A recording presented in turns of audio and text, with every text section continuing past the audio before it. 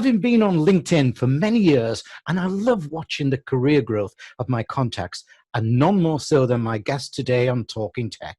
His discipline, like mine, is marketing.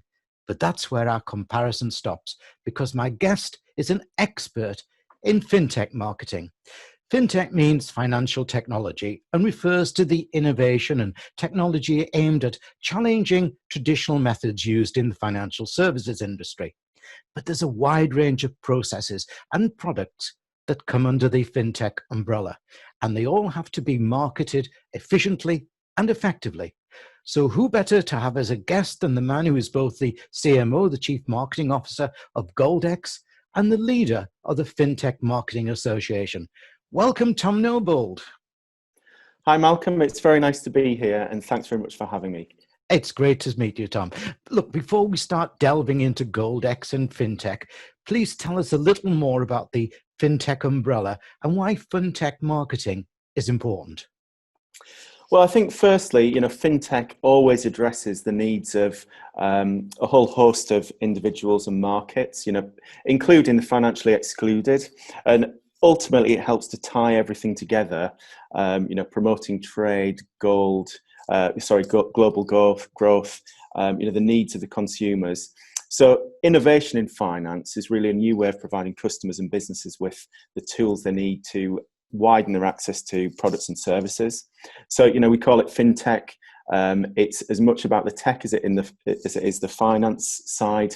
I think, it's driven significant and wide-reaching innovation throughout the finance industry, one of the really well-established industries in the world. Ultimately, fintech marketing helps those customers and businesses find the right products for them. In a world that's so information heavy, where customers are bombarded with a host of messages, lots of advertising, particularly digitally, that follows us around, when we're on social media, when we're going about our lives. I think fintechs have to have smart marketers who utilize messages, campaigns that are complementary and relevant.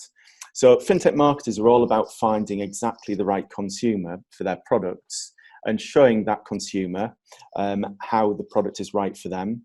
So the Fintech Marketing Association I'm involved in is a collaboration of fintech marketing professionals all over the world.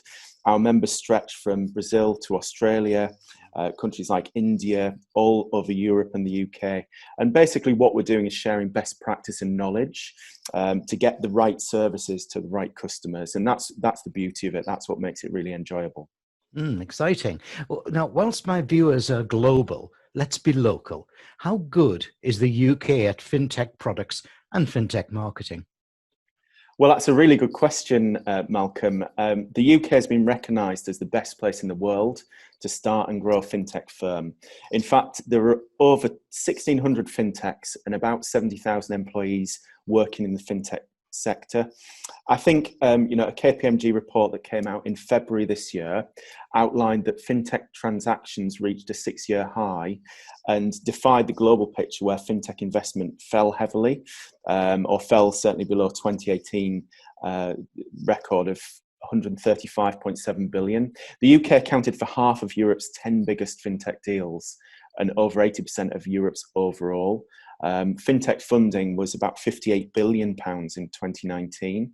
I think the foundations of why the UK is one of these leaders in fintech is basically the fact we already have an international financial services sector combined with very strong consumer appetite for innovative products, and also alongside that a very solid and sound regulatory environment. So the fintech industry is supported by some of these strong foundations.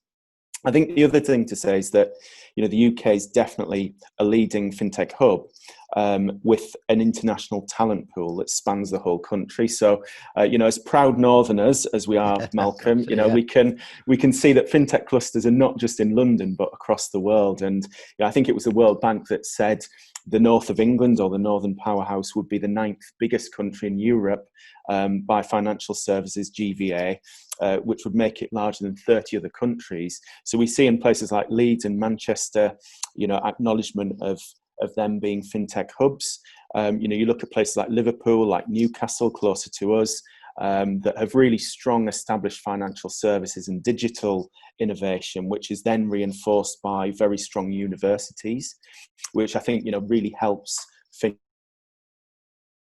I think one of the other aspects is the fact that the UK, as well as being this leading fintech hub, is able to attract international talent to the country to work within fintech. So in the fintechs I've been involved in, a large number of colleagues have been from a whole plethora of countries. I think the average is about 42% of colleagues in fintech businesses in the UK are from overseas. So literally the UK is attracting the best of, or some of the best of the world's talent. And then I think, in every micro sector of fintech, we see this huge, strong UK drive to be innovative and develop business. So, if we look at Atom Bank, again in the Northeast, in Durham, they've been a shining light in the banking sector.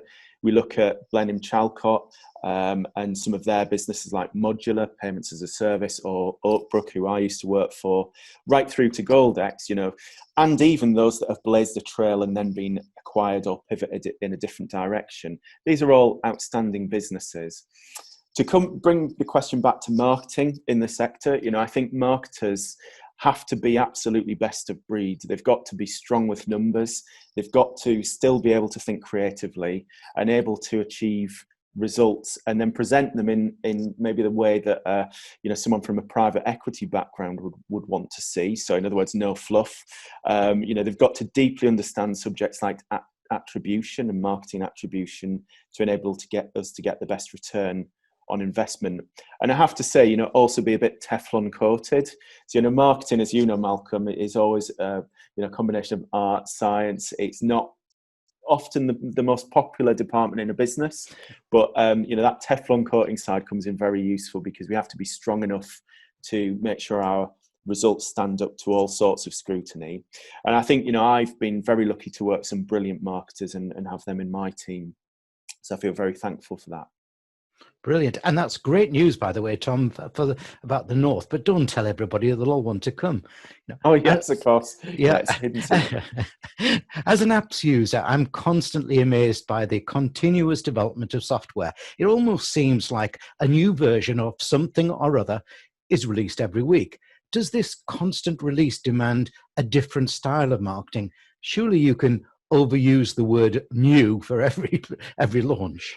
Well, absolutely, Malcolm. That's something that I think it's very easy for a business to get almost overexcited about something that's new within their particular customer journey or their website, app, or platform, which is new for them, but not actually new in the outside world. Their new product might be one of many products that are very similar. So, they might not have developed the best version of something. And I think we saw this a little bit through the developing COVID situation in financial services, where online servicing, online account access for customers and the ability for the customer to do everything online themselves without phoning someone up or visiting somewhere. Often they weren't in place and had to be then very quickly developed and released. So I think any of these scenarios can be quite challenging for a marketer. And, I've lived through some of these myself on occasion. Effectively, we need to create excitement in the minds and lives of our customers, which can be quite difficult if it's not something that's genuinely new. So I think one of the things that's always been apparent to me, and certainly was very quickly apparent, was that we've got features of a product, we've got benefits that product brings to a customer or market, and then we've also got minimum expectations of a customer.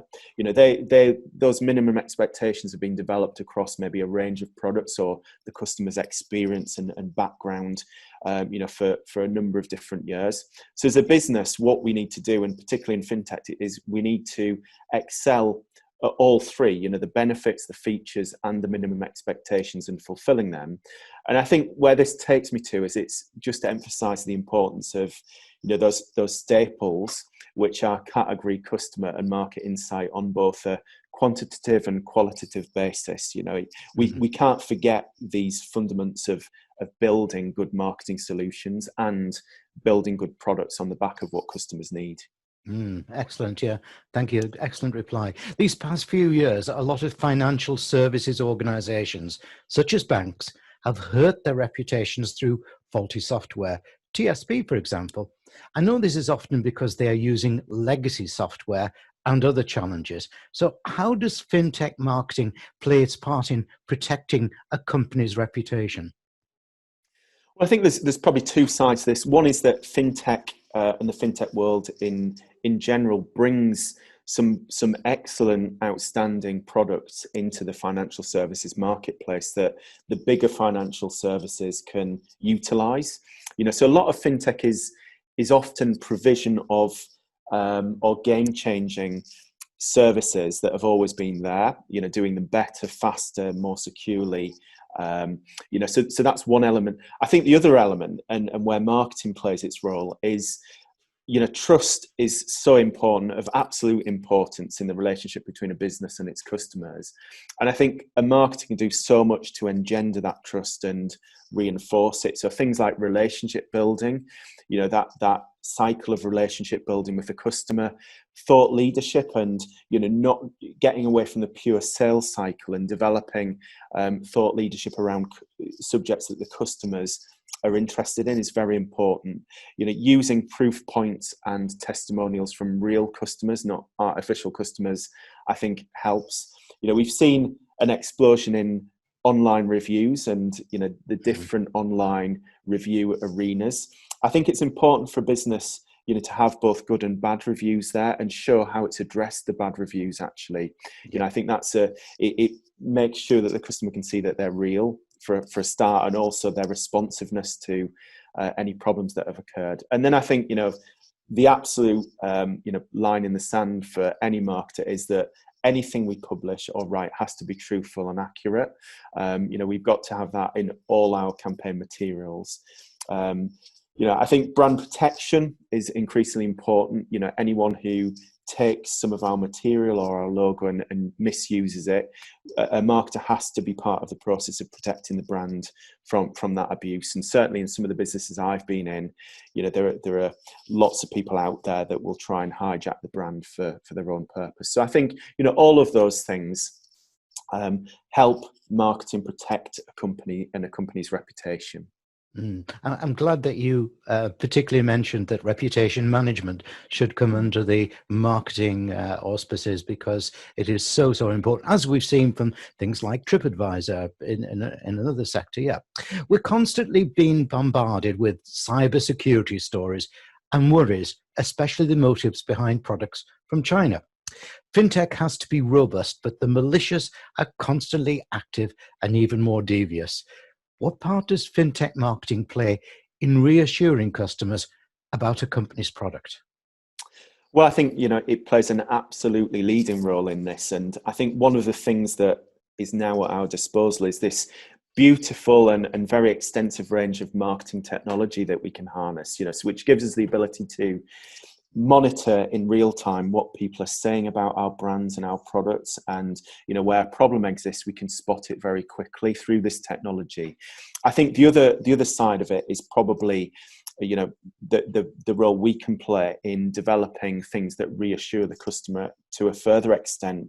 So one example I can bring into this answer is, very recently at Goldex, we decided to adopt a new customer charter from the World Gold Council, which is the World Gold Council's retail gold investment principles, into our customer onboarding journey and all of our materials, and go beyond that and publicly support it and promote it. So this is one way in which we in our business can play a role in ensuring that the industry as a whole maintains the highest standards, while also giving our customers more assurance. So this is, within this customer charter, there are principles of doing business and principles that we have signed up to.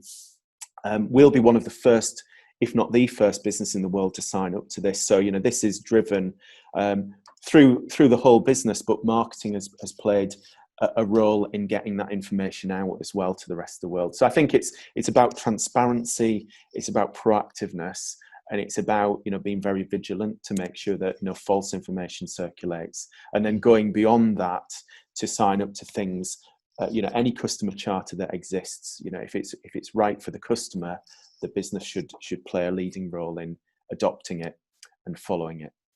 That's a brilliant initiative by Goldex. We're all being persuaded to go app. You at Goldex have a brilliant one. So how do you go about, though, ethically preparing a marketing strategy for, say, an app such as yours that gives confidence to the user?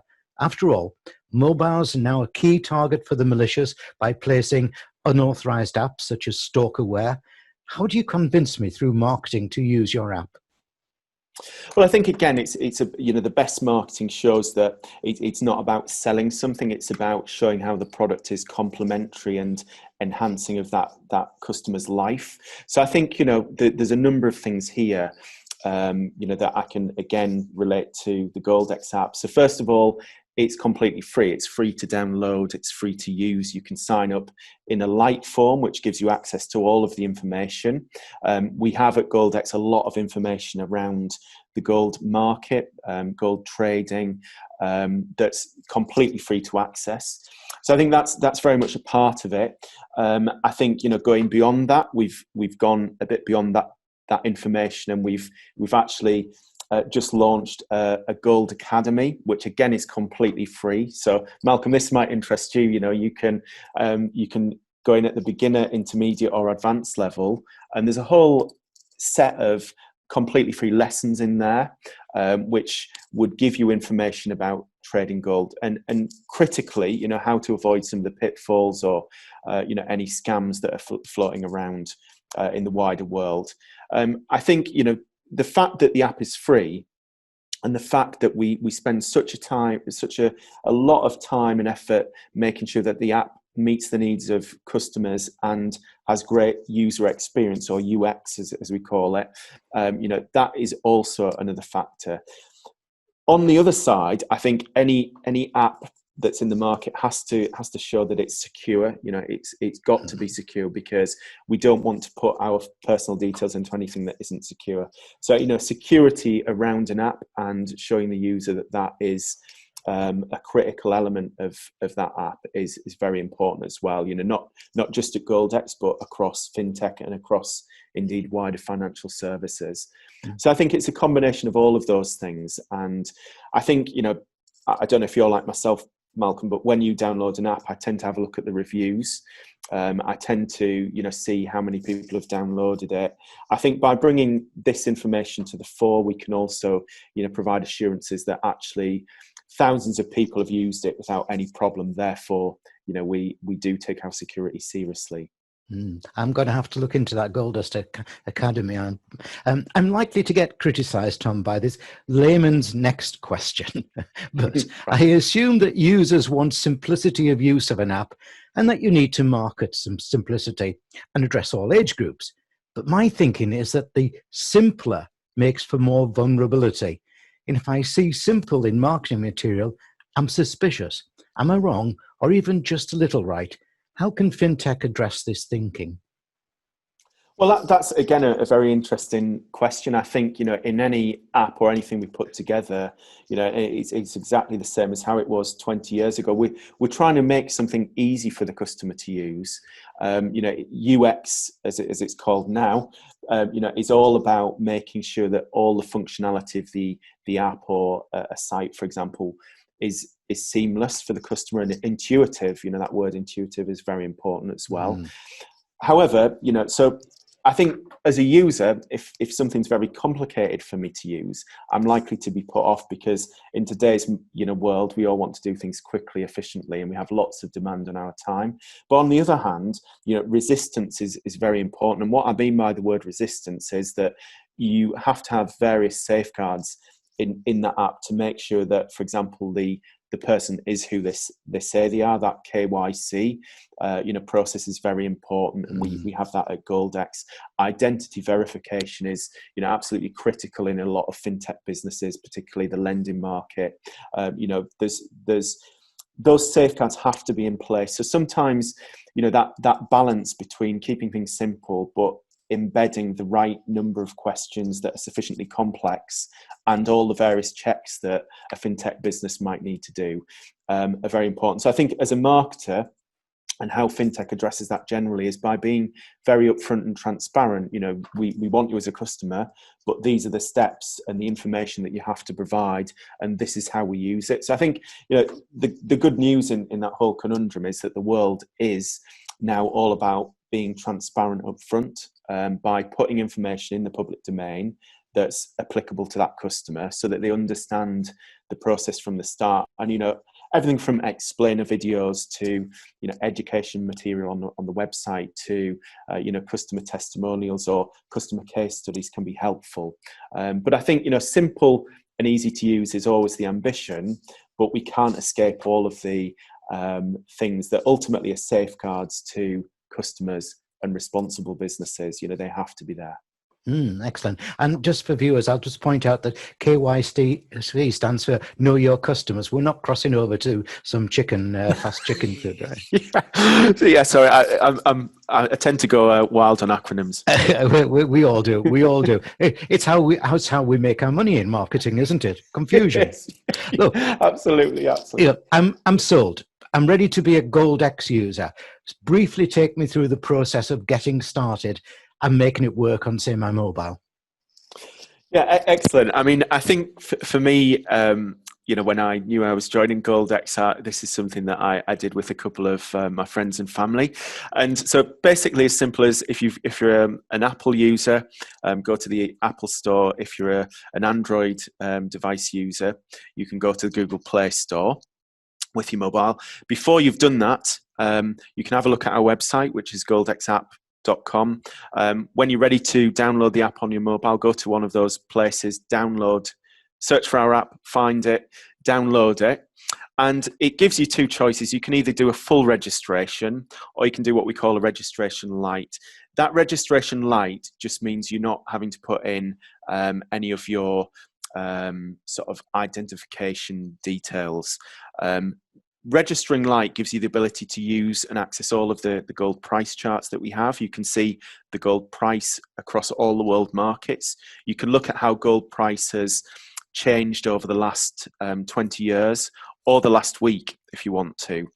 So it's got that flexibility to give you real, accurate information around gold price. And then, you know, you can get started with, you know, £50 or £1 million. It's that simple. Most of the people I know would probably invest a little bit at the start, and then with that initial investment, you can decide whether you want to buy gold with it or keep it there. What we do is we help our users with regular trade recommendations. So this is a notification that will come to your phone, and it will say the gold price has gone up. It's now a good time to buy, or it's now a good time to sell. So we take care of all of that side, and we can help give you information that makes it easy for you to trade. It's so simple. I mean, my dad, who's in his mid-70s, he's not a tech person at all, but he found it very easy to use. My brother-in-law did the same as well. And, you know, I think we support that process with lots of information, lots of educational information.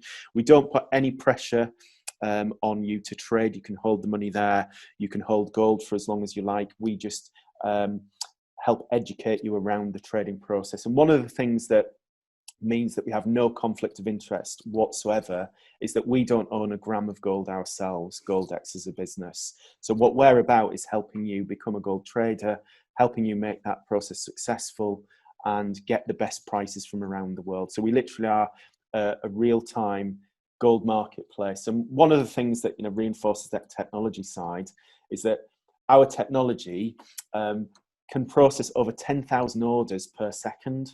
So it's really, you know, state-of-the-art technology. So you're in very safe hands, and our app is very simple to use, supported by all the information that you would need to become an expert gold trader.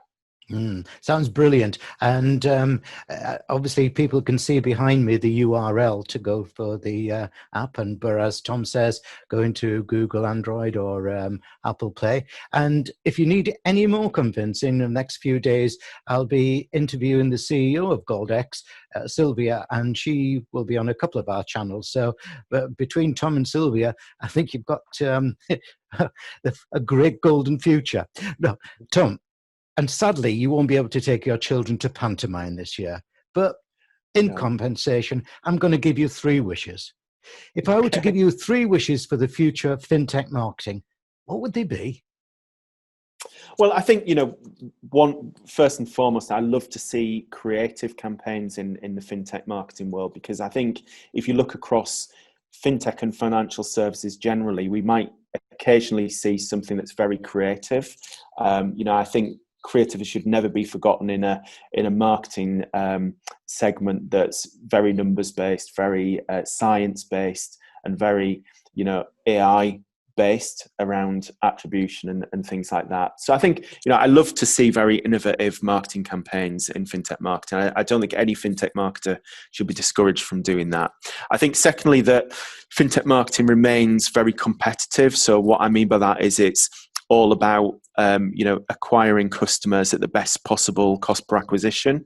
I think fintech marketers have to be at the very top of their game to, first of all, get the confidence of their business, and then secondly, keeping growth going and customer base is increasing. So I think, that fintech marketers have to continue to be at the top of their game. And then thirdly, I think, I hope fintech marketing continues to be collaborative and open and very much global. So, we none of us know everything. We're all continually learning. And I think there's some great examples of innovation within marketing in the fintech sector that are truly outstanding. So I think, the collaborative nature of the way we work give us the chance to all learn together and all improve together for the benefit of our businesses and ultimately consumers, because they're what we're doing it for. So, they would be my 3 wishes, I think. Tom Newbould of Goldex, CMO of Goldex and leader of the Fintech Marketing Association. Thanks for a really brilliant and inspiring and also insightful interview. Well, thanks very much for having me, Malcolm. I've really enjoyed speaking to you.